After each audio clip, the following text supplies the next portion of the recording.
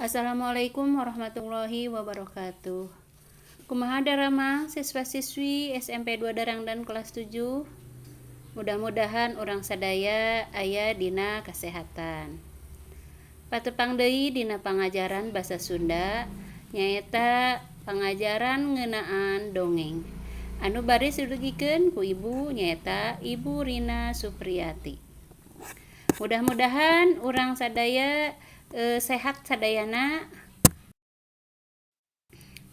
Materi ayeuna ngeunaan dongeng sasakala ti Kabupaten Purwakarta. Saha nu tos uninga dongeng sasakala ti Kabupaten Purwakarta anu judulna Jongrang Kalapitung. Mangga didangukeun. Zaman baheula di sabudeureun Jatiluhur masih keneh loba leuweung geledegan. Ari anu ngageugeuh di eta leuweung katut gunung-gunung di sabudeureunana. Hiji lalembut titisan siluman zaman Sangkuriang. Ngaranna Jongrang Kalapitung. Awakna jangkung badag tanding gunung. Kulitna hideung lestreng. Bulu kumis jeung janggotna sagede-gede tambang injuk. Buukna gimbal, kakara oyag lamun katebak angin baliung. Estu pika gilaeun jeung pika sieuneuun pisan. Mun ngomong sorana handaruan tanding gugur. Hese ngabedakeunana naha keur leuleuh atawa keur ambek. Hiji mangsa Jongrang Kalapitung hayang nguseup di walungan Citarum. Lantaran hayang ngadahar beuleum lauk. Sanggeus ngahulang sakedapan, taya deui carana iwal ti kudu menta tulung ka urang lembur nu aya di sisi walungan Citarum, nyaeta lembur Cisarua. Barang nepi ka tungtung lembur, tuluy hohoak gegeroan ka urang dinya.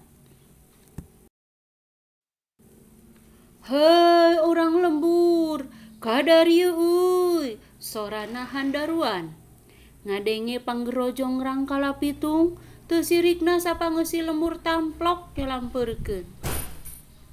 Aya pikreusaheun naon juragan ngampelkeun abdi di dieu? Abdi sadaya sayoki upama juragan hoyong aya kapalai, ceuk kokolot lembur. Hade.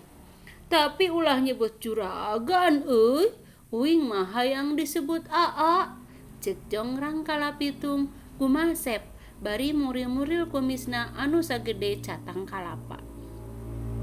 Barabat atuh manehna nyaritakeun ka hayangna, hayang nguseup di walungan Citarum. Anu matak rek menta tulung ka urang lembur, pangnyieunkeun useup nu gede, talina anu gede, sakalian jeung eupana deui. Pamenta Jongrang Kalapitung ditedunan ku urang lembur, terus wae digarawe babarengan nyieun useup raksasa. Sanggeus sawatara bulan kakara anggeus, tuluy disanggakeun ka Jongrang Kalapitung. Alus, nuhun euy. Alus pagawean teh kapake ku aa mah. Ari eupana aya, ceuk Jongrang Kalapitung bari ngilikan useup jeung talina. Aya, ieu hulu munding. Hulu munding dicomot tuluy dilelepkeun kana useup. Lung bae dialungkeun ka walungan Citarum. Lebah leuwih anu pangjerona. Jongrang Kalapitung nguseup bari dilalajoanan ku sakabeh pangeusi lembur. Nangtungna ngajegang, sukuna anu sabeulah nincak gunung, ari anu sabeulah dinapak kana tangkal bungur anu kacida gedena. Salila sabulan maehna ngajegak kitu, nepi ka gunung anu ditincakna jadi bongkok, sarta tangkal bungurna ampir paeh anu ku urang dinya mah disebut sarang. Anu matak nepi ka ayeuna gunung teh neulah bae Gunung Bongkok. Ari urut tangkal bungurna jadi pelembureun anu nalah lembur bungur sarang bawahan desa Cisarua Jatiluhur. Dina poe ka-40 useup teh oyag-oyagan. Gancang bae atuh ku Jongrang Kalapitung teh dicentok satakar tenaga. Kulantaran leupas teuing nyentokna, useup teh ngacleng jauh pisan ka tungangeunana. Dibetot hese, ari pek ngait kana leuweung haur. Ku Jongrang Kalapitung dibetot satakar tenaga, nepi ka sakabeh haur di dinya kapangkas. Tapakna jadi papak, lir anu beunang ngararata. Nu matak nepi ka ayeuna di dinya mah tara aya nu haur nu jangkung sosoranganan. Upama kabener aya oge sok peunggas jadi papak jeung nu sejena. Nepi ka kiwari eta leuweung katelah ngaranna leuweung haur papak. Jongrang kalapitung panasaran, lauk naon anu nyanggu teh? Barang diirikan, si horeng ukur lauk jeler. Asup kana ceuli hulu munding anu geus jadi tangkorek. Lantaran keheul eta jeler teh dibalangkeun ngaragrag di lembur Cilele, Desa Cisarua, Jatiluhur. Tah, tempat ragragna jeler teh jadi empang. Anu nepi ka ayeuna ku urang Cisarua mah disarebut kubang. Kulantaran teu meunang lauk gede, lila-lila jongrang kalapitung teh lapar. Karepna rek minta tulung ke urang lembur, tapi geus eueuh saurang-urang acan. Lantaran kalabur sarieun nenjo jonglang kalapitung ambek-ambekan. Nu ayangan tangkal jengkol. Kabeneran deui buahna meuh peuy leubeut. Henteu talangke, jengkol teh dipupu, tuluy dikremus sacanggem-sacanggem. Nah atuh barang rek kiih bet ngarasa nyeri, si horeng jongrang kalapitung teh jengkoleun. Manehna gulang-guling bari gagauran nahan ka nyeri. Tuluy bae ngucapkeun supata. Hei tangkal jengkol atah warah, sia geus ngalantarankeun aing nyeri kiih. Ayeuna ku aing rek ditumpurkeun. Nepi ka iraha bae oge di daerah ieu tangkal jengkol moal bisa jadi.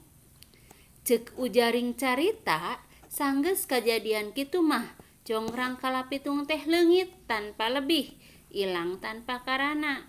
Ngan nepi ka ayeuna di wewengkon Cisarua mah teu kungsi aya tangkal jengkol anu bisa jadi. Cenah lantaran disupata ku jongrang kalapitung. Mangga hidup bisa nyaritakeun deui eusi dongeng anu judulna Jongrang Kalapitung, nyaeta asal mula ti daerah Purwakarta. Asna di dieu aya pananya, di antarana nu kahiji, di mana kajadian dongeng di luhur? Nu kadua, kumaha kaayaan eta tempat teh? Nu katilu, saha ari jongrang kalapitung teh? Nu kaopat, di mana jongrang kalapitung sarena? Nu kalima, naon sababna jongrang kalapitung minta tulung ke urang lembur? Mangga pananya ieu diketik terus dipotokeun ka ibu. Rupina mung sakitu pangajaran basa Sunda kanggo denget ayeuna. Hatur nuhun kana perhatosan ti sadayana. Billahi taufik wal hidayah. Wassalamualaikum warahmatullahi wabarakatuh.